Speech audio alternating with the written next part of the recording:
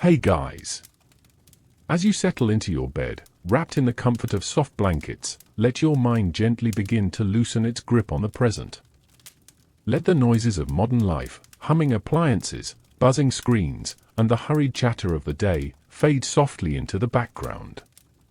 You're about to drift not only into slumber but into history. Tonight, we're going back to a time before modern conveniences. A time before electricity, before indoor plumbing, and yes, long before the invention of toilet paper. It may sound strange, perhaps even a little uncomfortable, to imagine a world where this daily essential didn't exist. But for most of human history, the act of cleaning oneself was done in ways you might not expect. From smooth stones and moss to communal sponges and water channels, people in the past approached hygiene quite differently. Yet their ways, as unfamiliar as they may seem, were often born of ingenuity, shaped by environment, culture, and necessity. But don't worry. This journey won't be graphic or unpleasant. We'll move gently through the folds of time, exploring medieval life with curiosity, not judgment. The focus isn't just on how people cleaned themselves, but how they lived, how they built routines, adapted to their surroundings, and formed rituals around the most ordinary and universal human needs. We'll wander the winding alleyways of 14th century towns and rural villages, step inside peasant cottages and noble halls, peek into the lives of monks, soldiers, and housewives, and gently uncover the truth of how people lived without what we today see as so essential.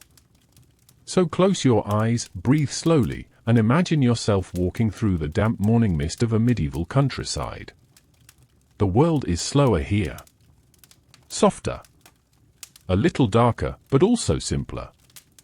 And as the distant crow of a rooster echoes across the fields, you take your first step into the rhythms of a forgotten world. Let us begin. Imagine yourself waking up in a small timber-framed cottage at the edge of a medieval English village. The roof above you is thatched with straw, and the scent of smoke lingers faintly in the air from the hearth that smoldered all night. Your bedding is made of coarse linen stuffed with hay, or perhaps feathers if you're lucky. The mattress is slightly damp from the chill of the evening, and the only warmth comes from the thick woolen blanket wrapped around you.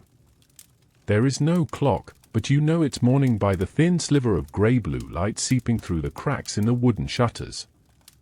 You sit up slowly, stretch your limbs, and feel the hardness of the wooden bed frame beneath you. Outside, the sounds of roosters, bleating sheep, and distant footfalls begin to stir. The village is waking. There's no bathroom to shuffle into, no tap water to splash on your face. Instead, a wooden basin sits near the door, filled the night before with water from the well. If it's winter, the water may have frozen at the edges. You dip your hands in, cold shocking your skin, and bring it to your face. A piece of linen or wool serves as your washcloth. Now, let us pause here. When you hear toilet paper, you likely picture neatly rolled sheets in a tidy bathroom. But in the 1300s, there was no such product. And there were no private toilets for most people either. Relief, bodily or otherwise, was handled quite differently, both practically and culturally. Let's start with where a villager would go to relieve themselves. In most rural homes, there was no latrine indoors. Instead, people would use a designated corner of the yard, a small wooden structure known as a privy, or simply walk to the edge of the fields or forest. Sometimes a shared pit was dug behind the cottage. In towns, these might be communal outhouses for clusters of homes. A wooden bench with a hole over a pit. That was the norm. And once done, what then? Well, it varied. Smooth pebbles, leaves, handfuls of straw, or pieces of cloth reused again and again were common. In coastal regions, mussel shells or seaweed might serve. In the forested areas, bark or moss. Some simply used water and their hands, washed afterwards with ash or sand. The variety was shaped by geography and by social class. But even more fascinating is that, for the people of the time, none of this was unusual. These practices were embedded into the daily rhythm, accepted without thought or shame. It was simply the way of things. Once the morning relief was completed, the villager might return inside and begin the real work of the day. For many, that meant lighting the hearth with flint and steel, stoking coals from the night before if they survived. Smoke would slowly curl upward, mixing with the chill air. A pot of pottage, last night's stew of grains, vegetables, and herbs, might be reheated. Bread baked days earlier would be softened with broth or ale. Breakfast wasn't a meal of leisure but of necessity, fuel for a day filled with physical labor. Clothing was simple and layered. A tunic, perhaps an apron or overgown, and woolen hose. Shoes, if owned, were made of leather, often damp and stiff from daily wear. There were no undergarments as we know them. At best, a linen shift served as the closest thing to a base layer. And that leads us back, curiously, to hygiene. Without toilet paper, without soap as we know it, and often without privacy, how did people stay clean? They didn't, at least not by our standards. But their concept of cleanliness was different. It focused less on sterility and more on ritual. Water was precious. Baths were infrequent. But wiping oneself thoroughly with whatever was available was considered proper.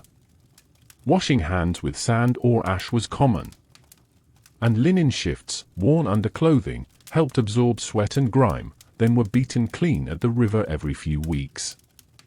Imagine the village stream. Women gathered with washboards, children splashing nearby, and bundles of cloth laid out to dry on the grass. Linen flapping in the breeze. That's where much of the cleaning took place, not in bathrooms, but in public and communal spaces.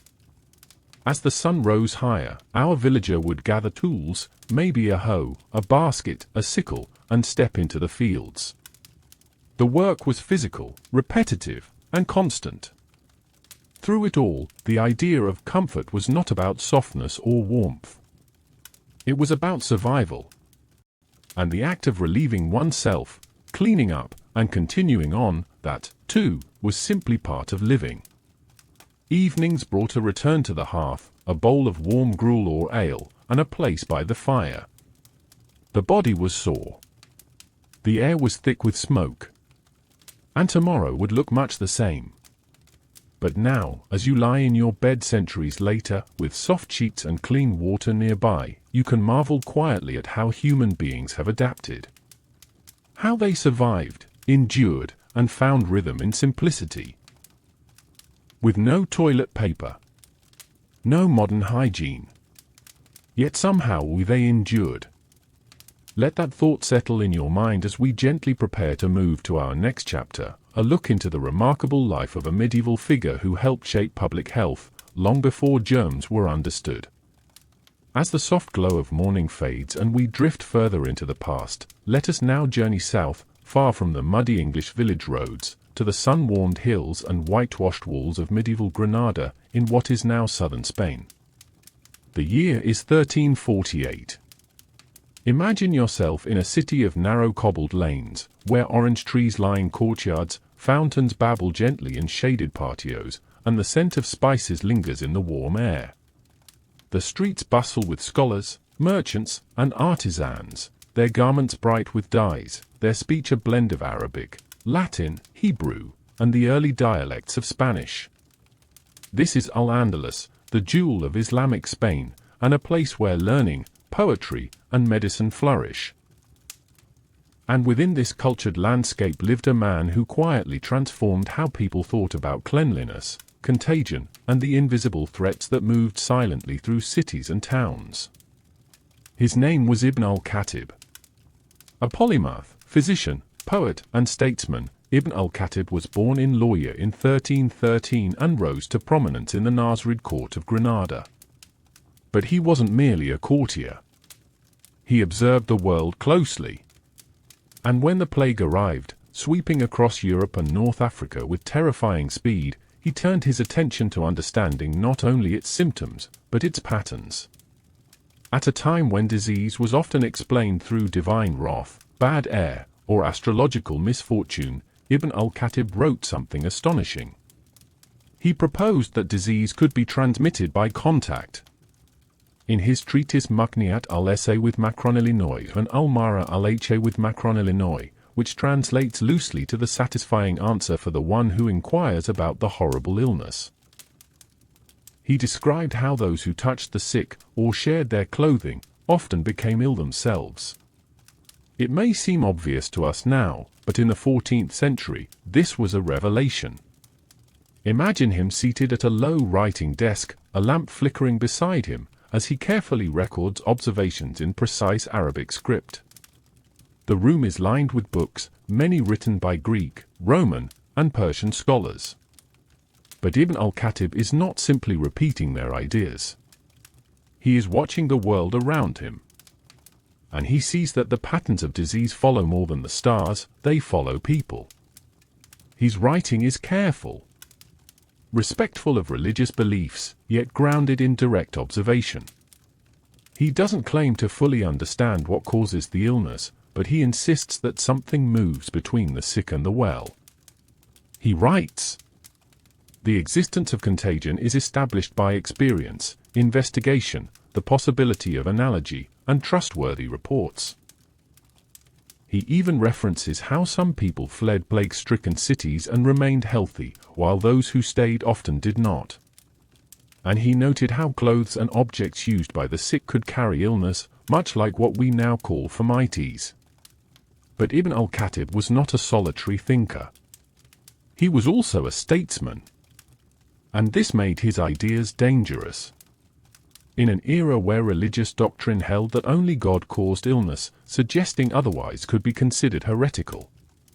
Eventually, his enemies used his writings and his political positions to turn the tide against him.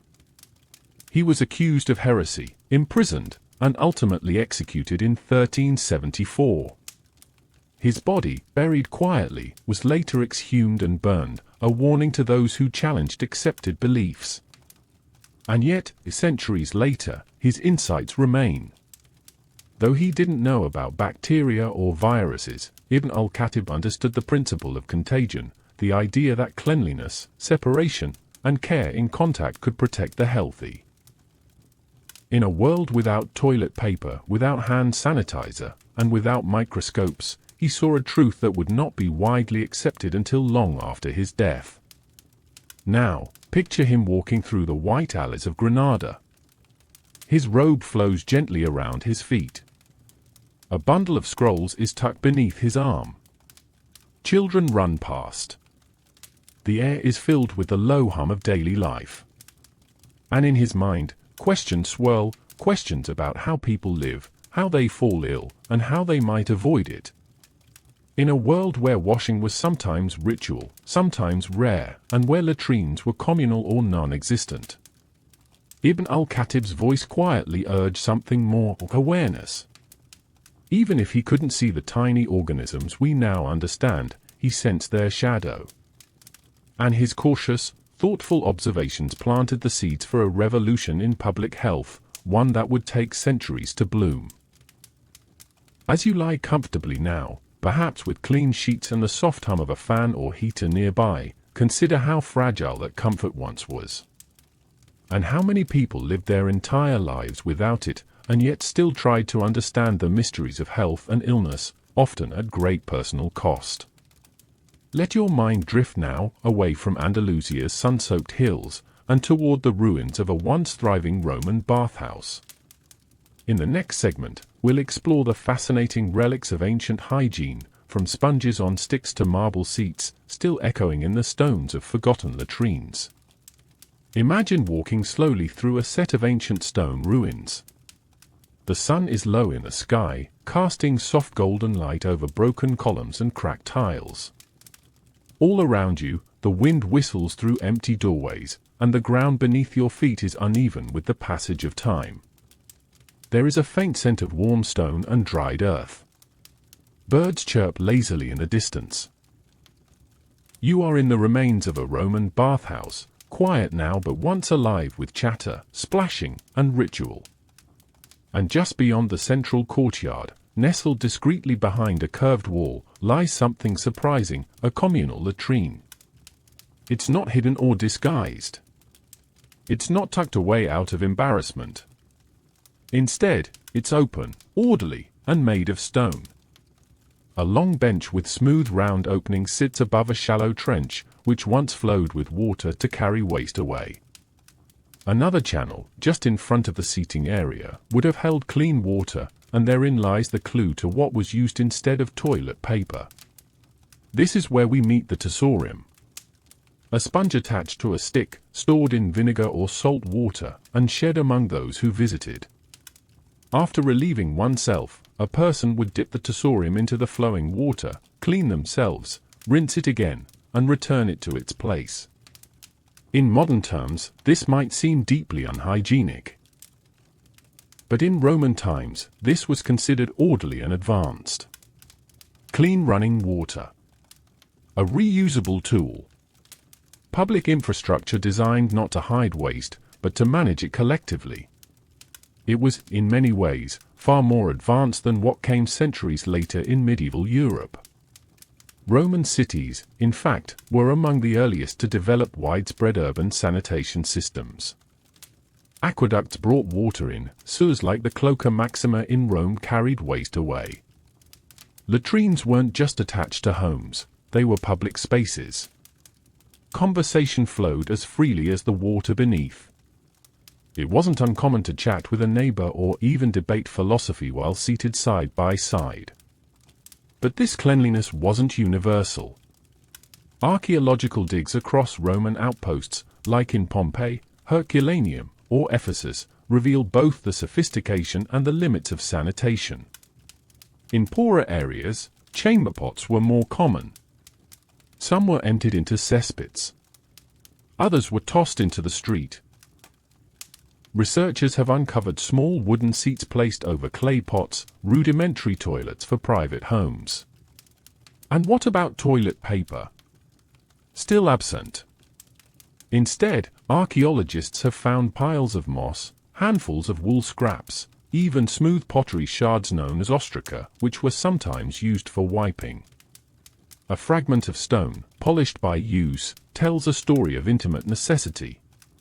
And just as often, people simply rinsed with water, using their hands and washing afterward with sand or ash. In regions with colder climates, softer materials like straw or fur were sometimes used, whatever was available and absorbent. The act was practical, not private. And cleanliness, while important, was defined differently. Now imagine yourself sitting quietly among these ruins. You run your hand along a weather-worn marble bench. You hear a distant drip of water echoing through stone tunnels. And you picture, just faintly, the ghost of a Roman citizen, adjusting their toga and heading off to the baths, the tesorium left dangling beside the bench. It's easy to think of ancient people as primitive. But here, in the remnants of carved plumbing and flowing drainage, we see a surprising sophistication. A recognition that sanitation, however it looked, was vital. And as we shift gently from Rome to later centuries, we also notice something curious. Many of these advancements disappeared. After the fall of the Roman Empire, much of Western Europe entered a period where large-scale sanitation declined. The sewer systems fell into disrepair. Public bathhouses closed. And latrines became more scattered and basic. The focus shifted from communal cleanliness to private survival. In many areas, even the concept of running water was lost for centuries. But not everywhere. In the Islamic world, in places like Baghdad, Cordoba, and Cairo, sanitation and bathing remained integral parts of daily life. The hammam, the bathhouse, flourished. Water was sacred and abundant. Ritual cleanliness was tied to faith, and washing before prayer was a part of the day's rhythm. There, too, toilet paper was not known. Instead, people used water for cleansing, ushering in what we might now compare to the modern bidet. The concept of using paper for such a task was centuries away, and when it did arrive, it did so slowly and unevenly. As the stars now begin to rise over the ancient ruins in your mind, you can feel how far we've come and how close we still are to the past. A sponge on a stick. A stream of water. A handful of moss. Hygiene, it seems, has always been a matter of improvisation, shaped not by luxury, but by need, environment, and the quiet creativity of people simply trying to make their lives a little cleaner. And so we leave the Roman latrine behind, stepping gently over broken tiles and faded mosaics. Ahead of us lies a castle on a misty hill. Its stone towers rise like sentinels.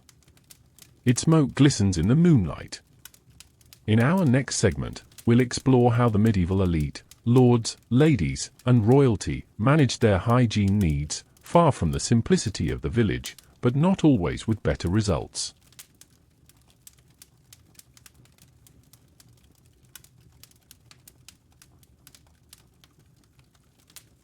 Now, gently picture yourself walking through the vast corridors of a medieval castle. The air is cool and slightly damp, and your footsteps echo softly on the flagstone floor. High above, wooden rafters cradle the ceiling like the ribs of a great ship turned upside down. The windows are narrow slits, allowing just enough light to spill in.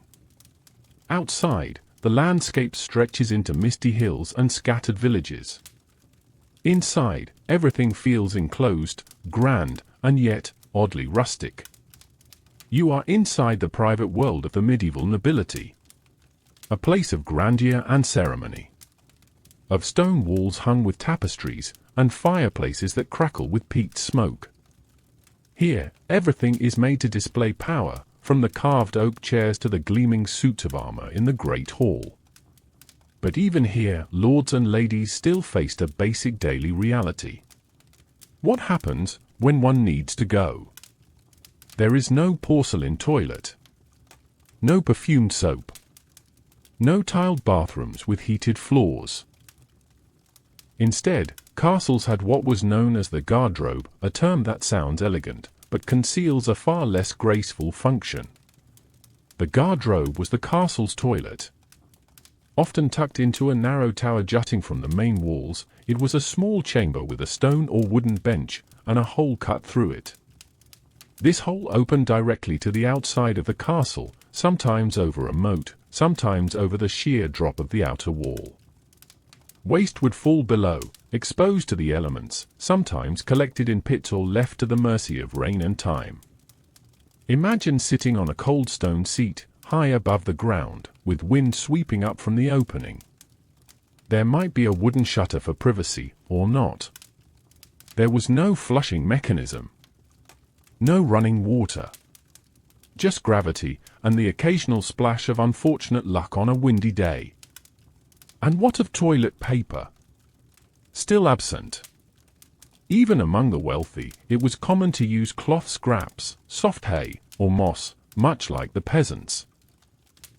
Occasionally, fine linen was repurposed, but more often, it was washed and reused. Luxury was found not in the materials used to wipe, but in privacy and the location of the privy. Some garderobes were designed with rudimentary chutes or drainage to carry waste away with collected rainwater. Others included piles of straw or ashes below to absorb the smell. But despite these innovations, the odor was often persistent. In fact, castles were rarely as clean as films or fairy tales might suggest. With dozens or even hundreds of people living, eating, and relieving themselves within the same walls, odors mingled and lingered. Rushes or herbs were strewn across floors to absorb spills and mask smells. And garderobes, sometimes mistaken for storage rooms by the unfamiliar, could be surprisingly cramped. Yet, intriguingly, the word garderobe also referred to the room where clothing was stored. Why? Because in some castles, garments were hung in or near the garderobe for a practical reason: the ammonia from the waste helped repel fleas and lice. a crude, if aromatic, form of pest control. But not all nobles confined their needs to the garderobe. Chamber pots were commonly used, especially during the night. Made of ceramic, pewter, or even silver, these pots were kept under beds or in corners.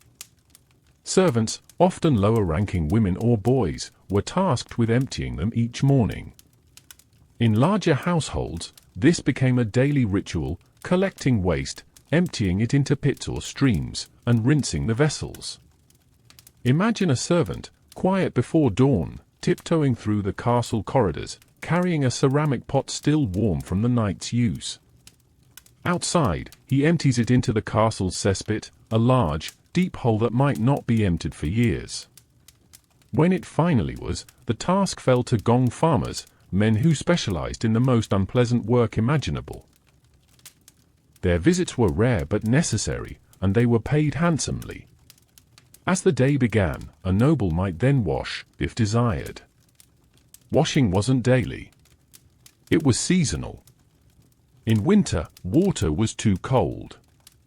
In summer, it was often scarce. Instead, nobles wiped themselves with linen, applied perfumes or herbs, and occasionally changed into fresh underclothing. Full-body baths were rare and ceremonial, taken perhaps a few times a year, using heated tubs and flower-scented water. Yet, compared to peasants, the elite had more access to water and space. Castles often had wells, cisterns, or rainwater collectors. A few even had bathhouses with heating systems, though these were exceptions.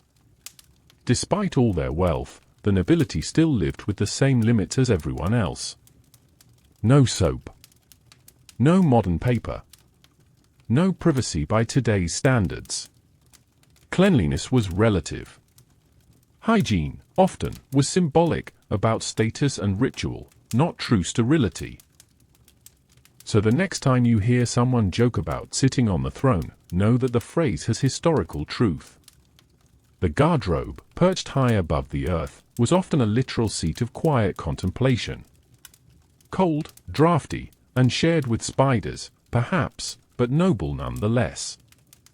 As the stars shimmer softly beyond the high tower windows, and the castle settles into sleep, you may now drift too. Secure in the knowledge that even kings and queens, with all their robes and riches, once faced the same quiet question you do each day, and answered it in far less comfort. And now, from towers of stone, we travel into the heart of medieval monastic life.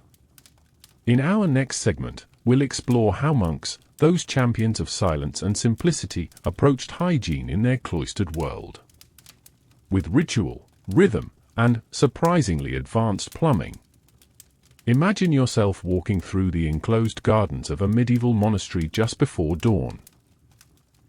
The air is damp with dew, and the scent of lavender, rosemary, and mint drifts lightly through the cloister walkways. Stone arches rise above you, framing glimpses of the quiet sky. A faint rustle of robes. The soft toll of a distant bell. The world here is hushed, slow, and entirely separated from the bustling noise of villages and castles beyond the monastery walls. Monastic life was not driven by profit or warfare, but by routine, a deeply ordered structure of prayer, study, manual labor, and rest. Every moment of the day was scheduled, and within that sacred rhythm, even bodily functions were carefully accounted for. In these stone sanctuaries, hygiene wasn't just a matter of comfort, it was tied to spiritual discipline. Most monasteries in Europe by the 12th and 13th centuries were part of large, self-sufficient complexes. They grew their own food, brewed their own ale, and yes, they designed systems to handle the necessities of human waste, often with remarkable foresight. Let's begin in the reredoute, or latrine block. The term might sound unfamiliar, but the concept was both simple and surprisingly sophisticated. Attached to the dormitory, or sleeping quarters, the reredoute was often a long, narrow room lined with stone or wooden seats over a drainage channel. This channel, in well-designed monasteries, carried waste away using flowing water, diverted from nearby streams or channeled through hand-dug culverts. Unlike the isolated privies of castles or the fields of peasants, monastic latrines were often communal and integrated.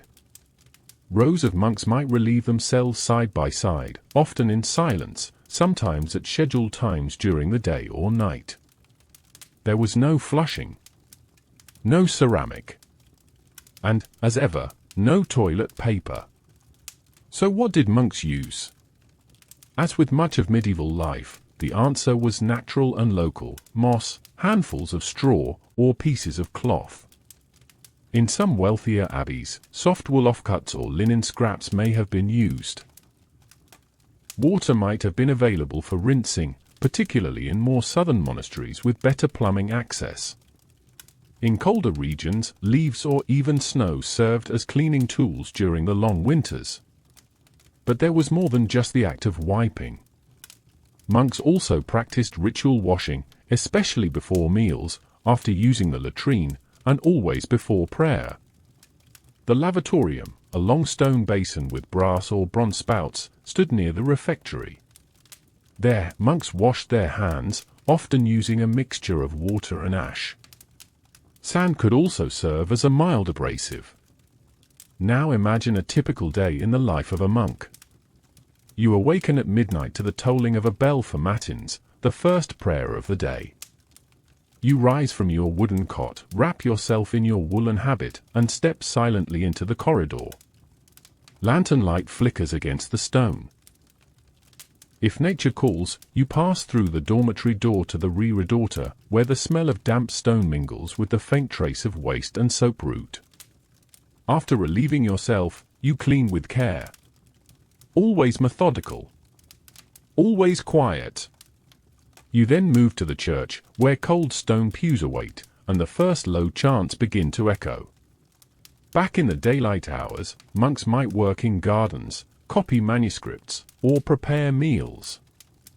Hygiene continued to be woven into the structure of daily life. Garments were washed regularly, often beaten clean with wooden paddles at riverside stations. Monastic communities typically had rules requiring regular hair cutting, beard trimming, and cleaning of the hands and feet. Interestingly, many monasteries even had designated bath days, not daily, of course, but often tied to holy days or changes in season. Wooden tubs were filled with warmed water from the kitchen hearth. Washing was communal, modest, and efficient. And all of this? Every bodily function, every cleansing, was surrounded by an attitude of humility and order. The body was not to be indulged or pampered, but neither was it to be neglected. It was a vessel for worship, and thus deserved maintenance. Even the latrines themselves were kept surprisingly clean. Records from monastic rules, such as the Rule of Saint Benedict, emphasize cleanliness, modesty, and the avoidance of idleness. Some monasteries employed lay brothers to handle sanitation tasks. Others rotated duties among the monks. In either case, the goal was not luxury, but dignity through discipline. And so, in these quiet corners of medieval Europe, far from the royal courts and crowded markets, hygiene was shaped by ritual, reason, and resourcefulness.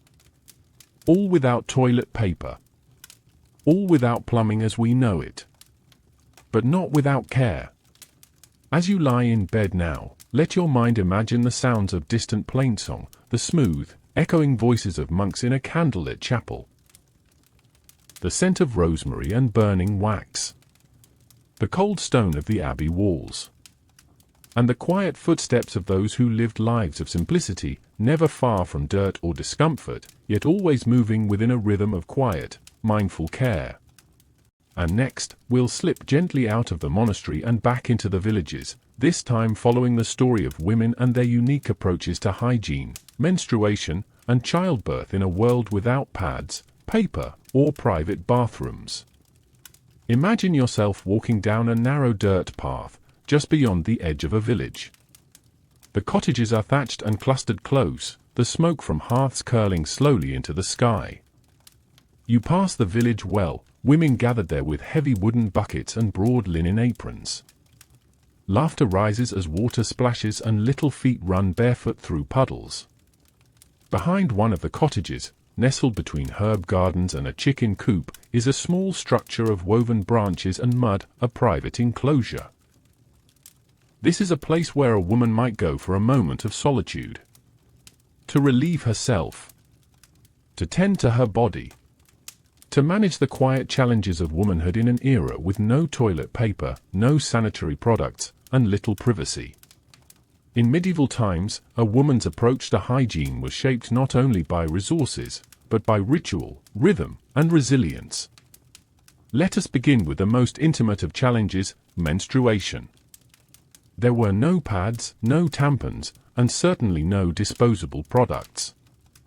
Instead, women used cloth, linen squares or folded rags, tucked inside their undergarments or tied with bands around the waist. These were washed and reused, boiled when possible, and dried in sunlight, away from the eyes of men.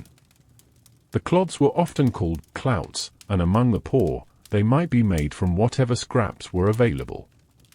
Women with more means had better materials, softer linens, or layers stitched into undergarments for added protection. But discomfort was common. Leaks were hard to prevent. And because washing facilities were minimal, infection and odor were concerns women quietly managed with herbal remedies. Imagine her now, perhaps your mother or grandmother, centuries removed, crouching near a basin outside her cottage, scrubbing linen by hand with cold water and lye soap she made herself. She hums softly, the rhythm of her work steady, her hands practiced. A sprig of lavender or mint hangs nearby to help disguise the scent. And there were herbs, too. The knowledge of women's medicine was passed through midwives, wise women, and healers. Sage, yarrow, mugwort, and shepherd's purse, these were not just for flavoring stews. They were brewed into teas to ease cramps, packed into cloth pouches for relief, or burned gently to cleanse enclosed spaces. For washing, women often relied on infused waters, warm water with vinegar or herbs, to cleanse themselves after menstruation or intercourse. This might be done with cloths, or by crouching over a small basin or a shallow trench near the home. To relieve themselves, many used chamber pots, kept discreetly in corners of homes. Or they stepped outside, behind the hedges or into the woods, especially in rural areas. There were no formal toilets, but a practiced modesty, passed down from mother to daughter, helped maintain dignity in a world without privacy. During pregnancy and childbirth, hygiene was both sacred and limited. Midwives were central to the experience, knowledgeable women who brought not just reassurance, but skill. They washed their hands in ash and water, burned herbs to purify the space, and wrapped newborns in warmed cloths. In some regions, birthing stools were used, wooden seats with a hole in the center and supports for the arms. There were no sterile gloves, no disinfectants, and no hospital linens. Yet, there was care, rooted in generations of experience. In villages and towns, women created networks of support around each other. They washed each other, cleaned cloths together, shared remedies, and maintained a quiet dignity around the work of tending to the body. Among the noble class, women had slightly more privacy, separate chambers, better cloth, and servants to assist with washing and bathing. But the fundamental experience was the same. Cloth for menstruation. Herbs for healing. Water heated in kettles over smoky fires. Pain managed with prayer, patience, and the knowledge of elders. Even the daily act of urinating or defecating involved strategy. Without toilet paper, women wiped with moss, rags, grass, or whatever materials the region provided. And afterward, they washed, when possible, with water poured from a jug over a cupped hand or cloth. Clothing, too, played a role. A long linen shift worn under dresses absorbed sweat and protected the skin. These shifts were changed weekly, or sometimes less often, and beaten clean at the river. Underwear in the modern sense was rare. Modesty was preserved through layers, the length of a skirt, the fall of a cloak, the posture of someone well taught in composure. And perhaps most interesting is what the records don't say. Much of women's hygiene went unwritten. It lived in whispered conversations, in habits passed without comment, in the movement of hands practiced in silence. Only occasionally do we find references, in letters, in sermons condemning women's impurity, or in medical treatises written by male physicians with limited understanding of women's bodies. But the cloths remain, buried in middens, unearthed by archaeologists. The herbal texts remain, copied in careful script by monastic scribes. And the rhythm remains, echoing softly in the past. Now imagine lying in a quiet room, wrapped in layers of wool and linen. Outside, the wind shifts through the trees. A candle flickers, casting shadows on the wooden beams above. You have done your chores, cared for your children, tended your garden, and now, finally, your body rests. You live without toilet paper, without a bathroom, without anything resembling modern comfort. But you survive. You adapt. You teach your daughter what you were taught. The body is a burden, but also a vessel. And hygiene, though never easy, is managed with care, intention, and the quiet strength of generations. As we gently close this segment, let your thoughts settle like folded cloth on a quiet wash line. The world may be simpler now, but the women of the past carried great wisdom in every movement, in every practice of care. And next, we'll follow the water itself. In segment 7, we'll explore how entire communities, peasants and nobles alike, managed water, how it was fetched, where it flowed, and how it shaped every aspect of hygiene in a world before plumbing.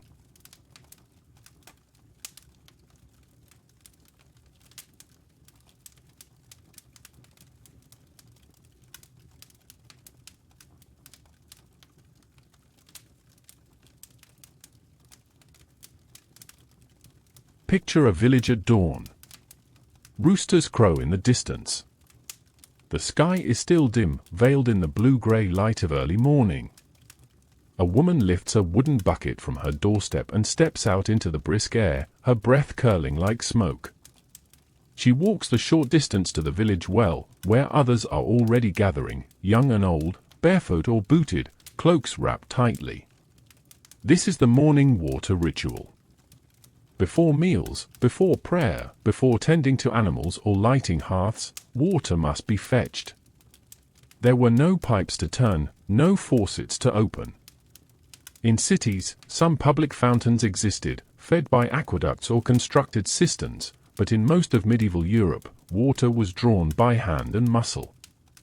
Wells were central, dug deep into the earth, lined with stone, and capped with wood. Some had simple pulley systems, others required rope and a strong back to draw water from the cold depths.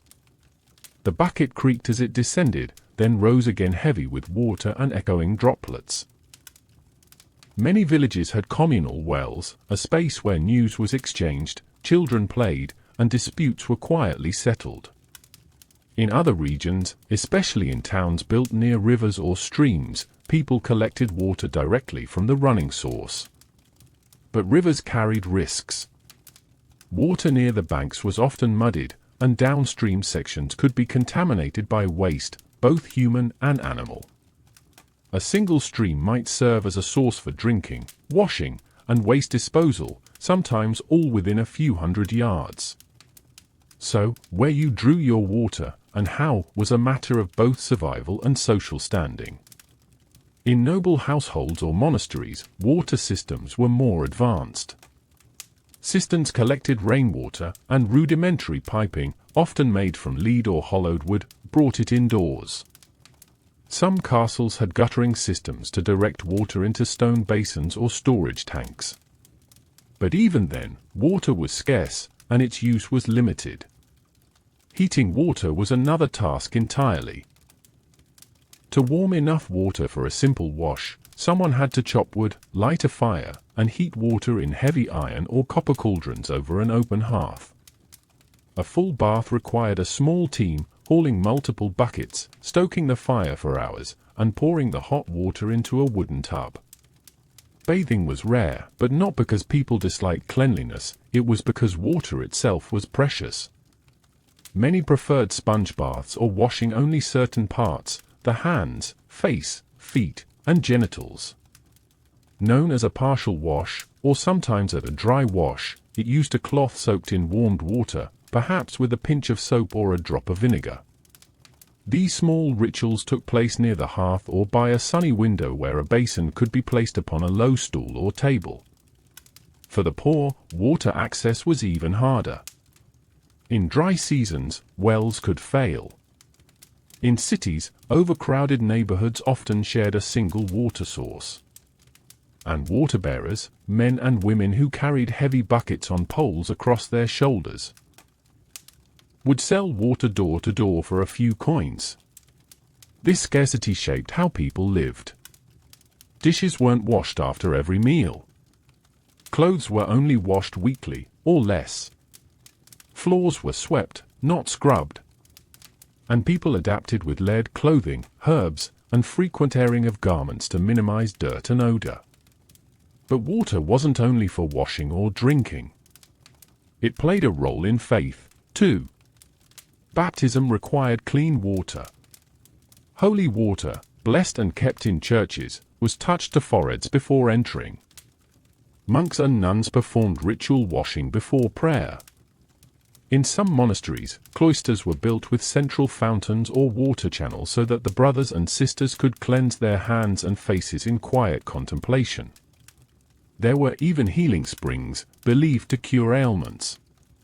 Pilgrims traveled long distances to bathe in sacred waters, such as those at Bath in England or Lourdes in France, though the latter gained popularity much later. These waters were said to carry divine properties, and people immersed themselves as a form of spiritual hygiene. And yet, water could also bring disease. Contaminated wells, stagnant pools, and poorly maintained latrines often led to outbreaks. Dysentery, cholera, and other illnesses spread quickly through water. In cities like London or Paris, with their dense populations and limited sanitation, the situation could become dire. To avoid illness, people developed habits. Water was often boiled, especially for tea, beer, or broth. It was flavored with herbs, or turned into small beer, a low-alcohol brew consumed daily as it was safer than plain water. Rain barrels were covered, and water for babies or the sick was drawn from specific sources, handled carefully, and never wasted. In the countryside, rainwater was cherished. It ran from the thatched roofs into barrels. It softened cloth, improved the taste of bread, and washed away soap more easily than well water. Women used it to rinse laundry, rinse hair, and mix with lye or ashes for cleaning. In winter, ice was broken and melted by firelight, a slow, smoky ritual that underscored the fragility of clean water. You can imagine it now. A grey morning. A wooden tub near the hearth. A woman pours hot water, then cold, balancing the temperature with practiced care. She dips a cloth and begins to bathe her baby. Steam rises. The smell of rosemary and smoke fills the room. It's not a luxury, it's a moment carved from necessity. And so, water shaped everything. It dictated how often people bathed, how they cooked, how they cleaned wounds, brewed beer, or washed their dead. It was feared and worshipped, carried and heated, conserved and blessed. And it was heavy, every drop pulled from the earth with effort. In a world without plumbing, water was not just a convenience, it was a daily devotion. Now, as this segment comes to a quiet close, imagine the soft splash of water in a wooden bucket. The creak of the rope. The murmur of voices at the well. And the warmth of a basin placed beside your bed. Sleep, in this world, came not with the press of a button, but with the comfort of knowing the fire still burned, the water was clean, and the day's work was done. In our next segment, we'll turn to the curious question of what people used before toilet paper. From moss and wool to seashells and straw, segment 8 will explore the strange, resourceful world of medieval wiping and waste. Let your imagination settle into the rhythm of the past once again. The world of the Middle Ages was not quiet. Yes, we may imagine serene monasteries, hushed forests, and silent stone castles. But down in the valley, on the crooked streets of towns and villages, something quite different unfolded, a scene of noise, color, chatter, and trade. Welcome to the medieval market, the true heartbeat of a town. Let your mind drift to a cobbled square, surrounded by half-timbered buildings leaning slightly inward as if whispering to one another. Banners flutter above wooden stalls, the air thick with the mingled smells of baking bread, dried herbs, wood smoke, and livestock. The voices of merchants rise like birdsong, calling out deals in several tongues, Latin, French, Middle English, German, or Arabic, depending on where you stand in the wide patchwork of medieval Europe. The marketplace was a living entity, pulsing with the needs and rhythms of the people. It began at dawn. Long before the sun rose fully, farmers and traders arrived with wagons and carts, sometimes drawn by oxen, sometimes dragged by hand. Villagers walked in with baskets on their backs. Shepherds arrived with fleeces wrapped in cloth, and fishermen hauled in their early morning catch. Stalls were simple. Wooden tables. Canvas covers. Maybe a small sign painted with a symbol, a fish, a boot, a loaf of bread. So even the illiterate could know what was sold there. And what was sold? Almost everything imaginable. Food, of course. Barley, oats, rye, and sometimes wheat.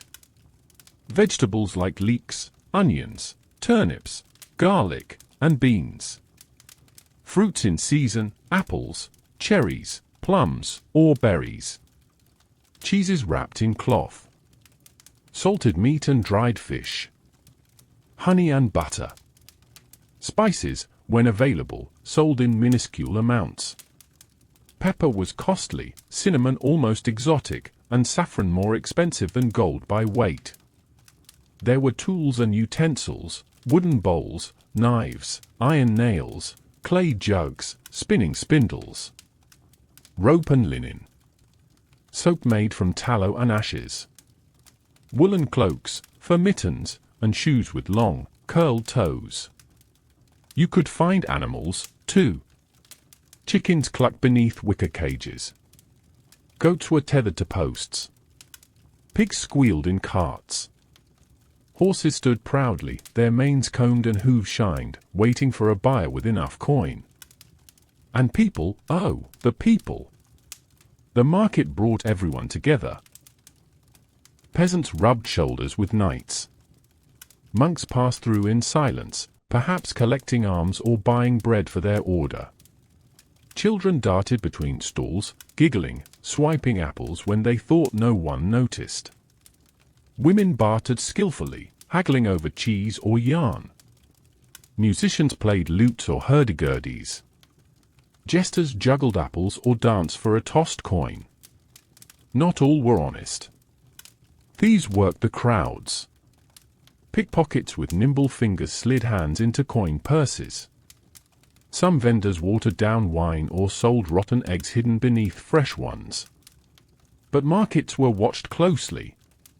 A local bailiff or reeve often patrolled, enforcing rules, settling disputes, and inspecting weights and measures. Fair days were special. Larger than regular markets, they were held once or twice a year and could draw crowds from miles away. Some lasted several days. They were like festivals, filled with dancing, feasting, wrestling contests, puppet shows, and the smells of roast meat and ale. Minstrels told stories. Fire-eaters performed. Pilgrims sold relics.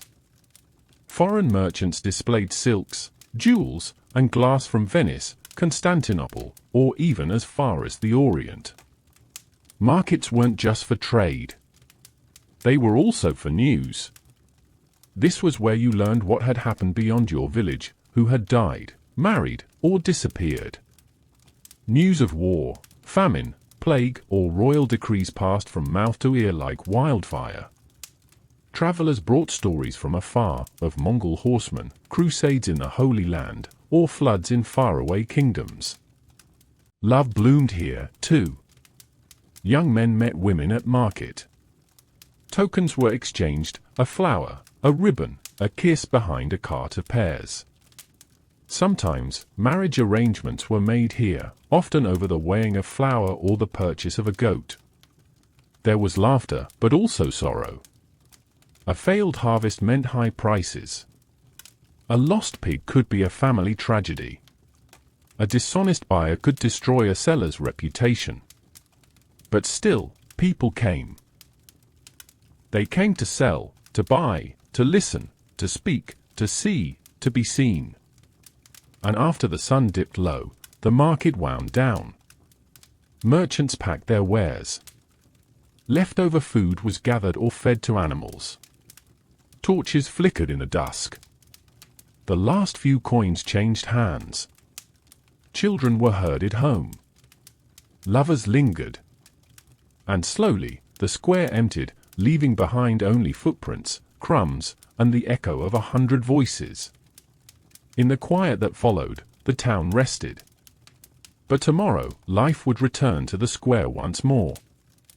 Next, we will explore a world much quieter, but no less important. Let us venture into the solemn, structured life of a monastery, where time was measured not in coins or footsteps, but in prayer and silence. We've drawn water from the well, warmed it by firelight, and gently bathed by basin. But now we step into a much more private realm, one that is often overlooked in tales of knights and castles, monks and merchants. The question is simple, but the answer is anything but. Before the invention of toilet paper, what did people actually use? In a world without modern conveniences, people had to be creative. And what they used depended on who they were, where they lived, and what they could find. Let's begin with the most accessible option of all, nature itself. In the countryside, people often used leaves, especially large, soft ones like mullein or lamb's ear. These plants were abundant in many parts of Europe, and their broad, velvety texture made them a popular choice. Moss, too, was favored, spongy and gentle, often growing near streams or shaded forest paths. But of course, in winter, when snow blanketed the ground and plants withered away, other methods were required. Some used hay or straw, bundled loosely by hand. Others might reach for a cloth rag, which could be rinsed and reused, though this was more common among wealthier households or within monasteries where linen was more plentiful. These cloths, often called Gomp sticks in parts of medieval Germany, weren't always for single use. In communal living spaces, they might even be shared, washed between uses, one hoped, in a nearby stream or basin. Then there were sticks, flat wooden paddles or the scrapers, known in Roman times as tessoriums, which were occasionally reused with a dip in a vinegar or saltwater basin between uses.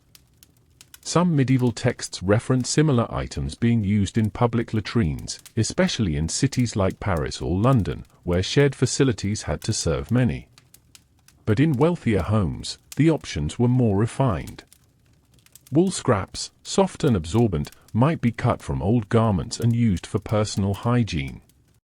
Linen cloths soaked in warm water, or even scented with herbs like rosemary or lavender, were used by the nobility, particularly during bouts of illness when cleanliness was tied to the balance of humors and personal well-being. In monasteries, detailed records show the use of ablution cloths, which were sometimes distributed on specific days or washed by designated brothers or sisters. Cleanliness was part of religious discipline, and though privacy was limited, effort was made to uphold sanitary practice, especially before prayer or communal meals. In more exotic accounts, especially from travelers returning from the East or the Mediterranean, we find references to the use of ceramic pieces, smooth shards of pottery called ostraka, used by ancient Greeks and sometimes adopted by later Mediterranean cultures. These were gently rubbed and then discarded, or collected in pits for disposal. In parts of coastal Europe, seashells were not uncommon either. Particularly flat or smooth shells could serve the purpose in a pinch, though likely not preferred unless absolutely necessary. But what about the cities? In crowded towns where space was tight and facilities limited, people often used whatever was on hand. Bits of fabric, pages torn from old manuscripts, straw, or even scraps of leather. In places like medieval London, where literacy was rare but parchment was sometimes recycled, old letters or religious tracts, already outdated, were torn up and repurposed. Of course, hygiene was not always the foremost concern. What mattered more was disposal. Waste was typically dumped into cesspits, thrown into rivers, or, most infamously, tossed from upper windows onto the streets below, sometimes with a cry of "Gardes Elo!" Watch out for the water! Laws were later passed in some towns to limit these practices, especially as urban populations grew and disease spread more easily. Despite the ingenuity, we must not romanticize the past. Sanitation was rudimentary, and illnesses spread quickly. Parasites, skin infections, and gastrointestinal diseases were common. The link between cleanliness and health was only loosely understood, and the materials used for personal hygiene often did more harm than good. Yet even in the midst of all this, medieval people maintained rituals. Some washed with vinegar. Others burned aromatic herbs near the latrine to dispel odor and evil spirits alike. In castles, private guardrobes were often situated high up, where a shaft dropped waste into a pit or moat below. In monasteries, stone channels carried waste away from the dormitories, sometimes cleverly disguised beneath cloisters or gardens. And in rural homes, a simple bench over a dug pit, with a thatched roof and a cloth for modesty, served as the family latrine. The tools of hygiene, rags, moss, straw, were stacked nearby, ready for use. And always, a bucket of water waited, not for flushing, but for washing hands afterward. So imagine it now. A soft rain pattering on the roof of a village outhouse. A candle flickering in the wind. The rustle of straw and the distant sound of animals in the barn. This, too, was daily life. Unspoken, unglamorous, but essential. And just as they found ways to manage water, heat, and hunger, medieval people also found ways to care for themselves in the quiet corners of the day, even when modern comfort was centuries away. In our next segment, we'll step back into the public sphere to explore how medieval markets worked, how people bought, sold, haggled, and survived in the bustling heart of their communities.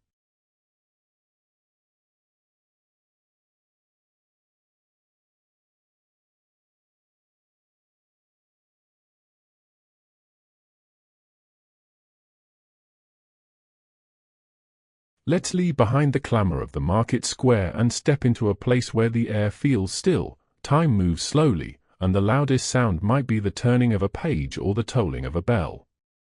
This is the monastery, a world apart. Picture, if you will, a stone structure nestled in a secluded valley or perched atop a green hill. Thick walls protect it, not from invaders, but from the noise and distractions of the world beyond. Inside these walls, a different rhythm governs life, a rhythm of devotion, discipline, and quiet purpose.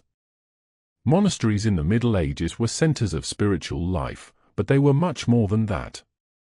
They were also hubs of knowledge, agriculture, charity, and community. Run by monks and nuns who had taken vows of poverty, chastity, and obedience, these religious communities became surprisingly powerful and essential to medieval society. Let's start by exploring a day in the life of a typical Benedictine monk, following the rule of Saint Benedict. A guide written in the 6th century that would shape monastic life for centuries. The day began in darkness. Matins, the first prayer service, took place in the deep stillness of night, often around 2 or 3 a.m. The monks rose from their simple straw mattresses, wrapped themselves in woolen habits, and walked silently by candlelight to the chapel. Chanting began. Low voices echoed through cold stone. No instruments.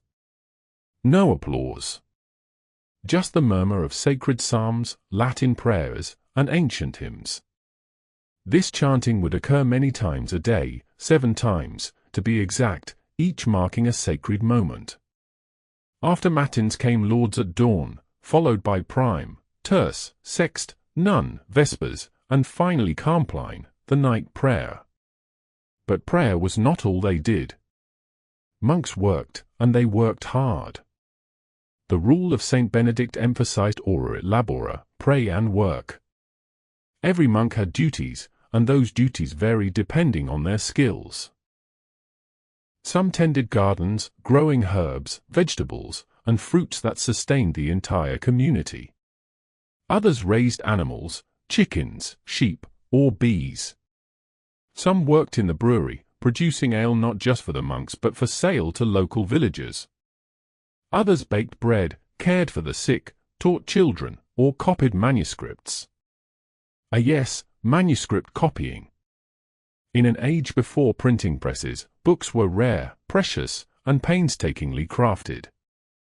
Monasteries often had scriptoria, rooms where scribes worked long hours copying texts by hand. Not only religious texts, but also classical works of science, medicine, astronomy, law, and poetry. Without them, much of ancient knowledge might have been lost forever. They used parchment made from treated animal skins, and ink made from soot and plant dyes. Each letter was written slowly, deliberately, and beautifully. Some manuscripts were illuminated, with gold leaf, brilliant pigments, and intricate illustrations that made each page a work of art. Monasteries were also places of learning. They often ran schools for boys, especially those destined for the church. These schools taught Latin grammar, rhetoric, logic, music, and basic science.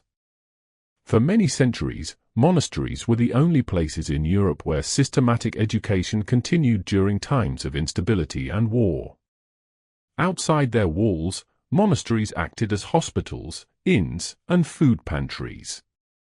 Travelers were given beds and food. The poor were fed. The sick were treated with herbal remedies. Monks had surprising knowledge of medicine for their time, learning from Greek, Roman, and Arab texts. Their lives were marked by simplicity and repetition, but not isolation. While some monks chose complete solitude, like the hermits of the desert or the anchorites who lived sealed in small cells, most lived in communal settings. They ate together in silence, slept in shared dormitories, labored side by side in the fields or kitchens. Their conversations were limited, often restricted to necessary speech or spiritual matters. This silence wasn't just about peace. It was about discipline, a constant focus on the divine, avoiding idle talk or distraction. In this quiet, monks claimed to hear God more clearly. But life wasn't always serene. Monasteries could be raided by Vikings, especially in northern Europe. Some were burned. Others fortified themselves with towers and walls. At times, monasteries grew wealthy, owning vast tracts of land, renting to tenants, collecting tithes. Some were criticized for becoming too rich, too worldly, too political. Yet, many remained humble. Many truly lived the ideals of charity, humility, and service. Some monks became scholars, philosophers, or chroniclers, recording not just scripture, but history. Much of what we know about medieval Europe comes from monastic records, careful, dated notes about eclipses, floods, famines, coronations, and wars. And when a monk died, he was buried in the monastic graveyard, his name entered into a prayer book, and remembered by his brothers in daily chants. Nuns, too, played a vital role. Living in convents, they mirrored much of the monastic life, praying, working, healing, educating, writing. Many were scholars in their own right. Some were abbesses, leading entire communities with wisdom and grace. Monasteries may seem distant, cloistered, and out of reach to us today. But in truth, they were deeply woven into the world around them. They were not only sanctuaries of faith, but engines of knowledge, care, and continuity in a time of great uncertainty. And as the bells tolled across the countryside, villagers would pause, cross themselves, and know that somewhere, beyond the hills or through the forest, a prayer was being said for them. Next, we will travel beyond town and monastery, into the farms and fields where most medieval people lived and worked. As the morning mist rises from the damp earth and the first light of dawn begins to touch the thatched rooftops of a small hamlet, we step into the world of the medieval peasant, the beating heart of rural life in the Middle Ages. Most people in medieval Europe were peasants. They did not wear armor, build cathedrals, or write manuscripts. They plowed the fields, sowed the seeds, harvested the grain, and raised the livestock that fed everyone else. Their lives were humble, often hard, but rich in rhythm, community, and tradition. Imagine a village nestled beside a stream, surrounded by patchwork fields, hedgerows, and dense woodland. At the center stands a modest church with a bell tower, a small cluster of cottages with wattle and daub walls, and perhaps a simple tavern or blacksmith's forge. Chickens peck in the dirt, goats wander freely, and smoke curls from chimneys as the day begins. A peasant's home was simple but functional. The typical cottage, or croft, was a single room with a packed dirt floor. The walls might be made of wooden beams filled with woven sticks and mud, and the roof thatched with straw. Inside, a small hearth provided heat and a place to cook, though smoke often filled the air as chimneys were a rare luxury. Beds were little more than wooden frames covered in straw or rushes, sometimes shared by several family members. A single table, a few stools, and perhaps a wooden chest completed the furniture. But while the home was modest, it was rarely empty. A typical household might include parents, children, a grandparent or two, and sometimes even unrelated lodgers. Chickens or a pig might share the space. Life was crowded, noisy, and communal. Peasant life followed the agricultural calendar, dictated not by clocks or calendars but by the sun, the moon, and the changing seasons. In spring, the land was plowed, first with a wooden scratch plow, later with a heavy-wheeled one pulled by oxen. Seeds were sown, barley, rye, wheat, oats, each with its own place and time. Summer meant weeding, tending animals, and preparing for the upcoming harvest. By late summer or early autumn, fields turned golden and harvest time arrived. This was the most important and exhausting time of the year. Everyone participated, from children to elders, working from dawn to dusk. The community would come together, reaping grain with sickles and binding sheaves by hand. After harvest came threshing, winnowing, and storage. Grain was ground at the local lord's mill, which usually required a fee or a portion of the grain as payment. Peasants also grew vegetables in small gardens, leeks, onions, beans, peas, and cabbages. Herbs like sage, thyme, and mint were used for flavor and simple remedies. Apples, berries, and nuts were gathered from woods and hedgerows, along with firewood, mushrooms, and even honey from wild hives. Their diet was simple and hearty. Bread, porridge, cheese, onions, and seasonal vegetables. Meat was rare and often salted or smoked. Eggs, fish, and ale, mild and homemade, were common. A pot of stew might sit over the fire for days, with ingredients added as they became available. Though their work was hard, peasants found moments of joy and rest. Holy days, feast days, offered breaks from labor, complete with dancing, games, and church services. Weddings, births, and village fairs brought color and celebration. Evenings might be spent telling stories, singing folk songs, or carving wood by the fire. Peasant life also involved obligations, especially to the lord of the manor. Most peasants were serfs, legally bound to the land. They owed the lord not just rent but labor, working his fields, repairing roads, or building fences. Some peasants were free, able to move and own land, but most had limited rights. Still, there was mutual dependence. The lord provided protection, access to mills and tools, and sometimes food during hard times. In return, peasants sustained the estate through their labor.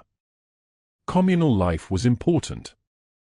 Fields were often worked cooperatively, especially in systems like the open field system, where land was divided into strips allocated to villagers. Fallow fields were rotated to allow the soil to recover. Water rights, forest access, and grazing areas were managed by village customs, enforced by elders and oral tradition. The village church was the spiritual and social center. Here, baptisms, marriages, and funerals marked life's milestones. Saints' days and processions filled the calendar. The parish priest, often the only literate person in the village, held a special place in the community. And yet, life could be uncertain. Drought, floods, and early frosts could destroy crops.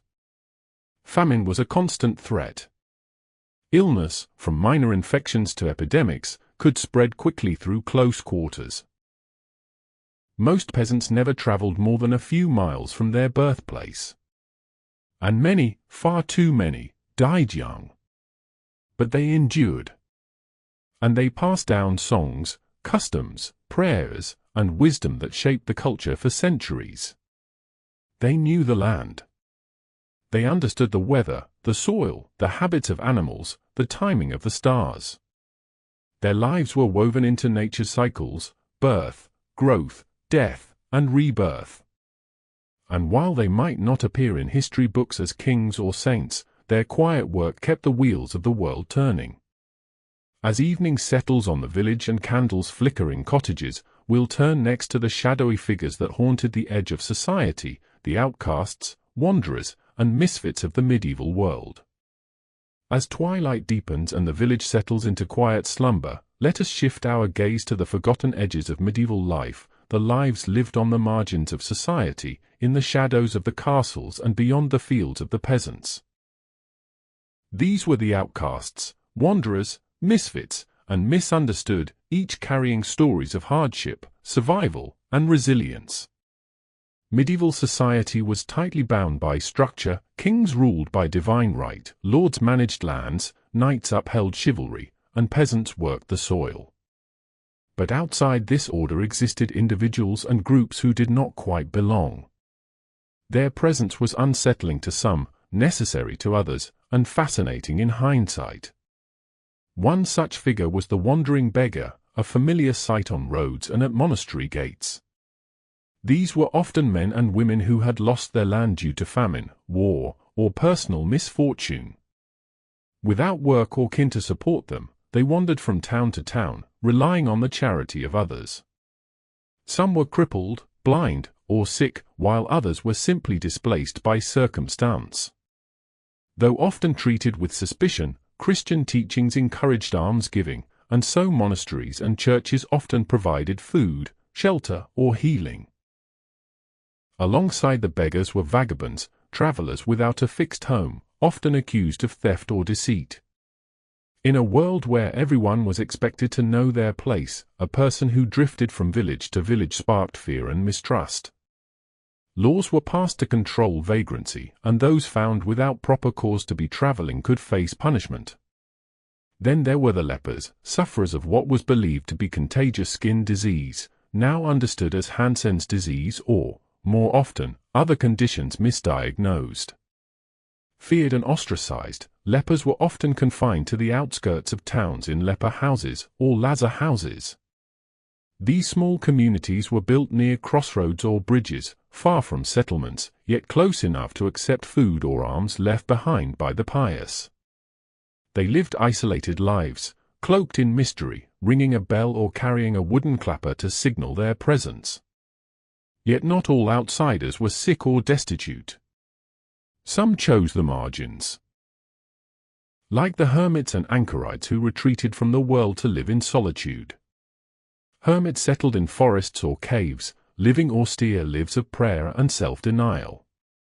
Anchorites, on the other hand, lived confined in small stone cells attached to churches, sometimes for life, voluntarily separating themselves from the world. People often sought their wisdom and blessings, seeing them as especially close to God. Among the outcasts were also the wise women, midwives, and folk healers. They were both revered and feared. Possessing knowledge of herbs, childbirth, and local law, they played critical roles in their communities. Yet in times of crisis, crop failure, illness, or infant death, they might become scapegoats, accused of witchcraft or dealings with the devil.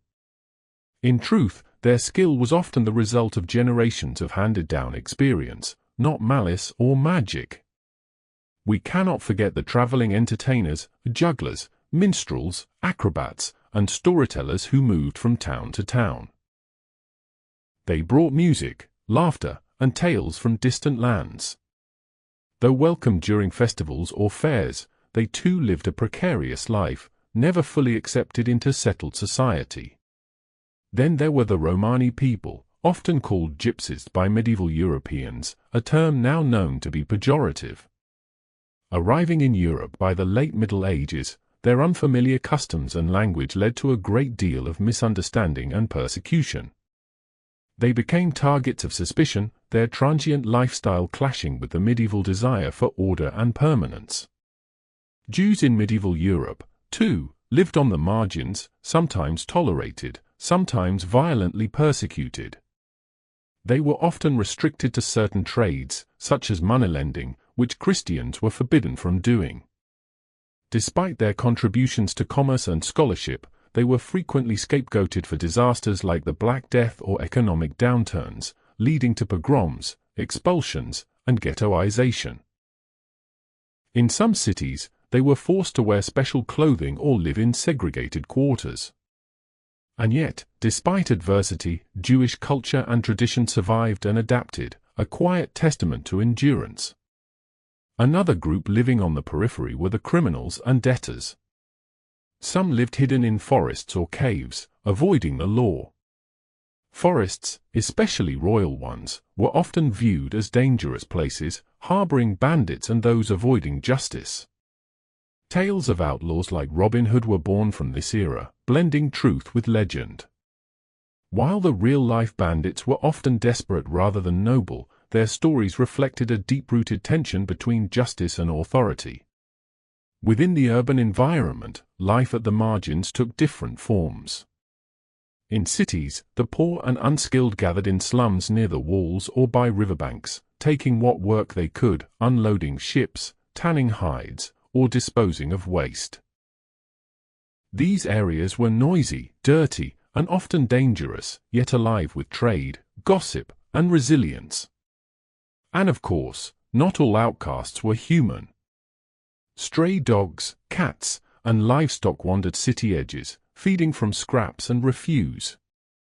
These animals played an important role in waste disposal, though they, too, were sometimes seen as unclean or associated with disease and sin.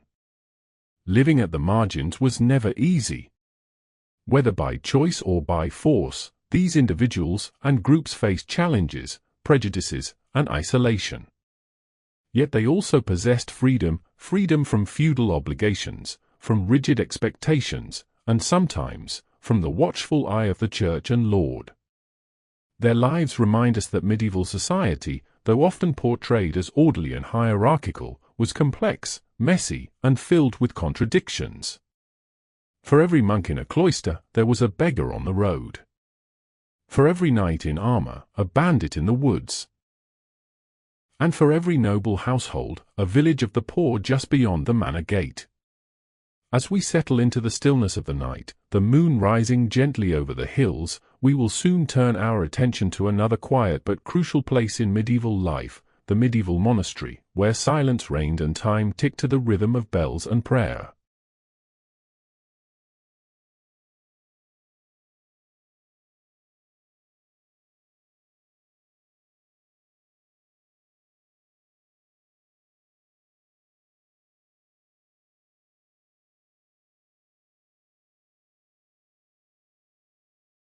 As the moonlight spills across the rooftops of the slumbering town, our thoughts drift quietly toward the cloistered walls of a medieval monastery, a place of stillness, discipline, and deep devotion.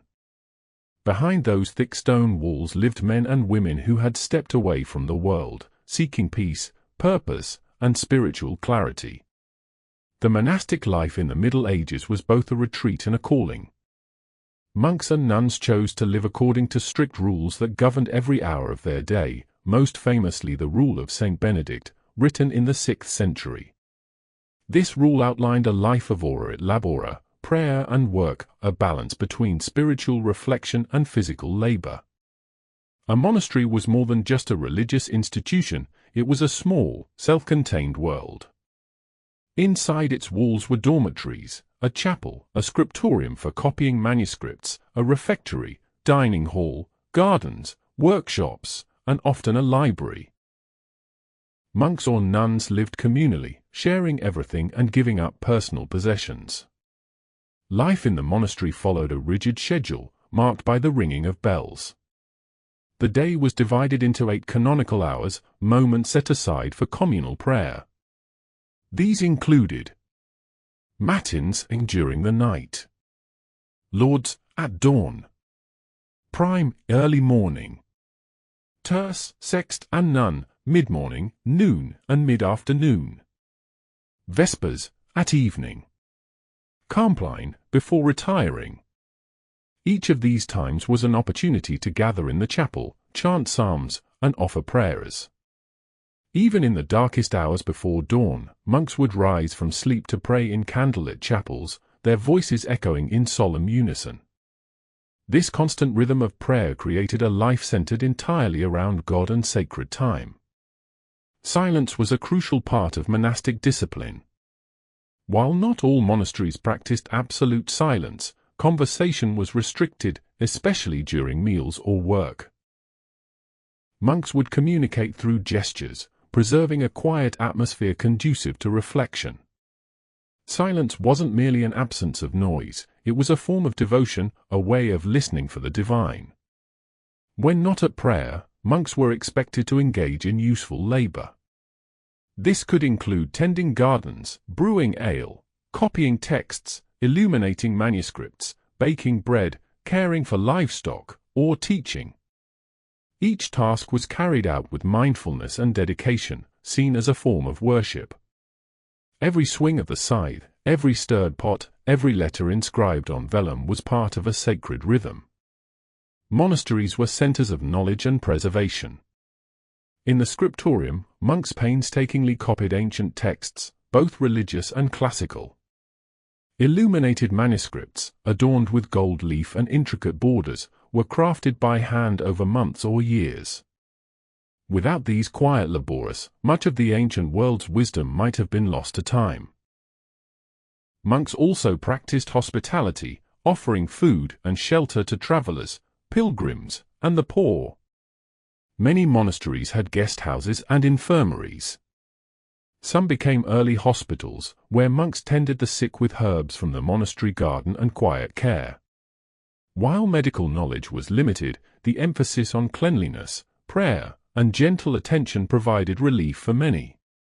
Monastic gardens were carefully planned, with sections for vegetables, herbs, and flowers.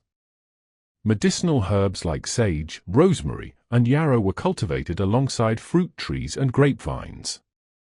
The garden was a place of peace, where the natural world reflected divine order.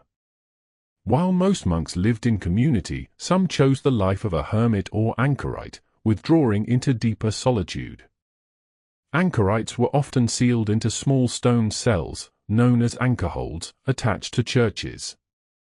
Through a small window, they would receive food, dispense advice, and watch the Mass. It was a life of extreme devotion, silence, and stillness. For nuns, the rhythm was similar. Living in convents, they too followed rules of prayer and labor, often engaging in teaching, embroidery, and manuscript work. Convents were one of the few spaces where women could pursue education and leadership in a structured setting. Abbesses sometimes held significant power, managing lands and influencing local communities. Despite their devotion, monastic life was not without its challenges. Some orders grew wealthy, accepting land and gifts from noble patrons. This wealth sometimes led to complacency and corruption, prompting waves of reform. The Cistercian movement, for example, arose in the 12th century to restore simplicity, poverty, and strict adherence to the rule. The architecture of monasteries reflected their spiritual goals. Romanesque and Gothic churches, with their high vaulted ceilings, were designed to draw the eye and the spirit upward. Cloisters provided covered walkways for contemplation. The central garden or courtyard was a symbol of Eden, a space for stillness amid the structured activity of monastic life. Every aspect of a monk's day, when to wake, when to speak, what to eat, how to dress, was governed by the rule. Meals were simple: bread, vegetables, sometimes cheese or fish. Meat was rarely eaten, especially by stricter orders. Meals were often eaten in silence, with one monk reading aloud from a religious or moral text. Yet despite the discipline, monastic life could offer great peace and fulfillment. Removed from the turmoil of war, famine, or political struggle, monasteries provided a steady rhythm, a refuge of order and calm. For many, the monastery was a spiritual harbor, a place where the soul could rest, away from the chaos of the world.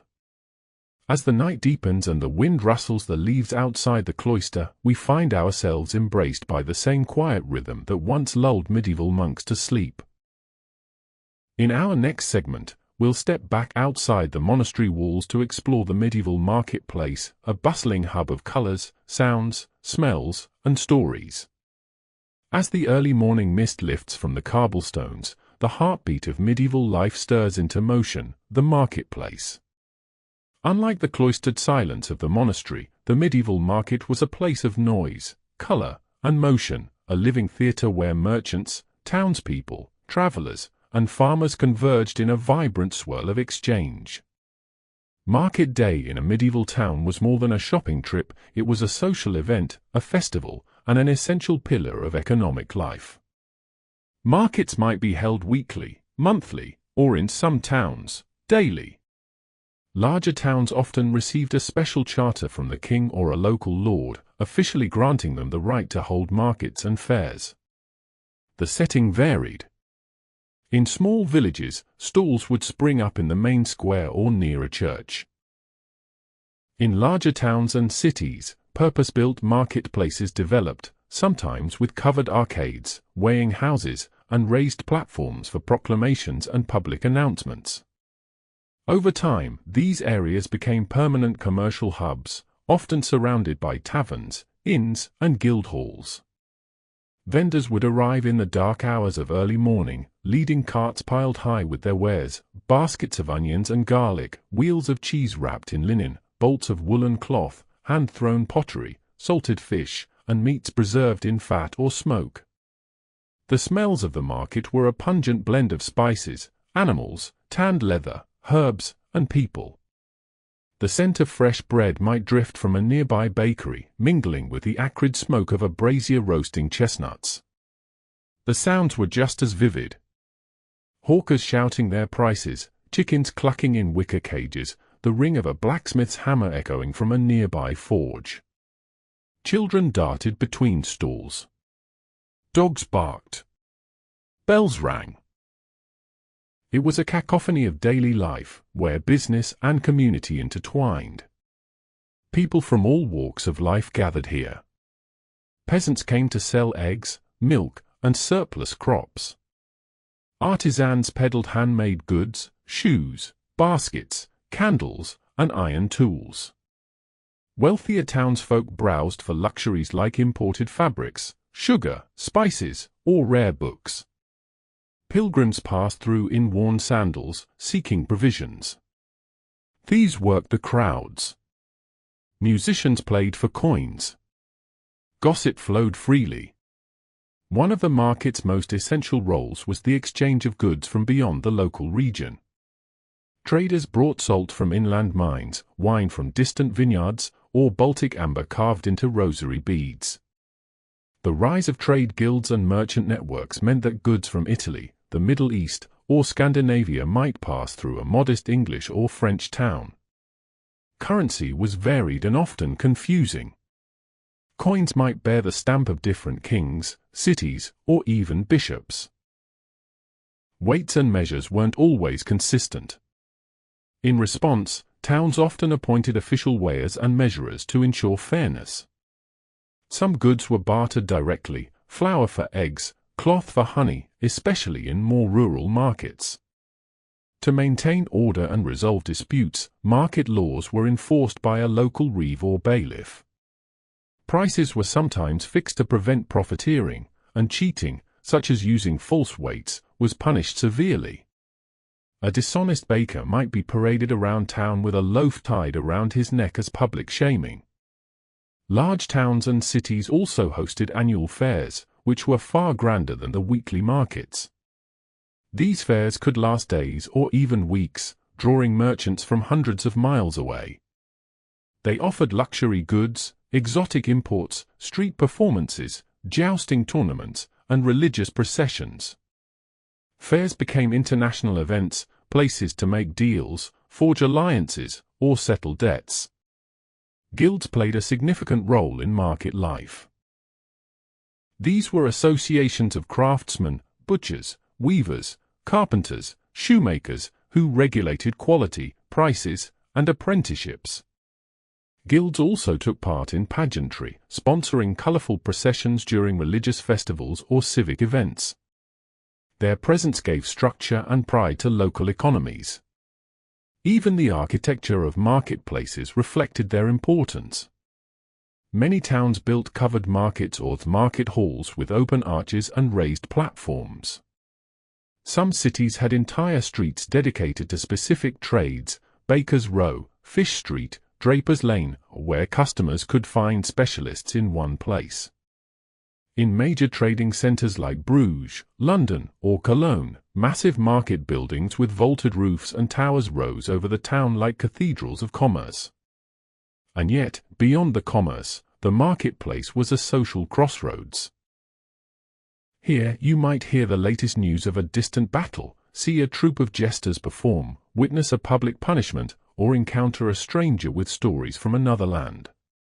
It was a space where life was on full display, its joys, its chaos, its bargains and betrayals. As the day wound down, stalls were packed away. Stray vegetables littered the ground. Children tugged at parents for one last sweet. Merchants counted coins in the fading light. The square, so alive hours earlier, fell into a quiet lull once more, until the next market day brought it roaring back to life. From the monastic silence to the bustling cries of the marketplace, the medieval world held a deep and varied rhythm. And yet, whether in stillness or in sound, life continued, grounded in tradition, labor, and community. In our final segment, we'll draw all of these threads together and reflect gently on what daily life in the Middle Ages truly meant, its routines, its resilience, and its enduring legacy. As we reach the twilight of our journey through medieval daily life, it's fitting that we return to stillness. Imagine, if you will, a quiet evening settling over a small village or a bustling town. The sun dips beneath the hills, casting long shadows over timbered houses and thatched roofs. The clamor of market stalls has faded, the fields lie quiet, and the bells of a distant chapel chime softly in the evening air. Inside a modest home, perhaps a peasant's cottage or a craftsman's dwelling, a simple fire burns low. A pot simmers gently, its steam rising in the dim glow. The family gathers close, sharing bread and broth, recounting small events of the day. A child sits cross-legged on the floor, listening as a grandmother tells a tale of saints, dragons, or distant kings.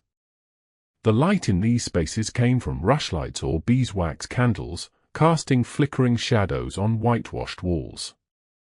Without clocks or electric light, the rhythm of life followed nature, dawn to dusk, season to season.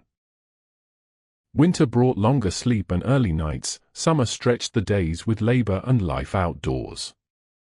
Time, for most medieval people, moved not by minutes or seconds, but by natural signs: the crow of a rooster, the toll of church bells, the arrival of migratory birds, or the harvest moon rising full in the sky. The passing of time was both slow and cyclical, deeply attuned to the land and to faith. Religious life infused every part of the day. Morning prayers marked the start of labor. Noon bells called for rest and reflection. Evening worship prepared hearts for nightfall. Festivals, saints' days, and seasonal holy days punctuated the year, offering breaks from work and reminders of something greater than oneself. For many, life was a pilgrimage, not just a journey to a sacred shrine, but a spiritual path walked daily. And yet, beyond the rituals and religion, daily life was full of the ordinary and the intimate. A mother teaching her child to spin wool, a young man carving his initials into a beam, a baker rising before dawn to knead dough.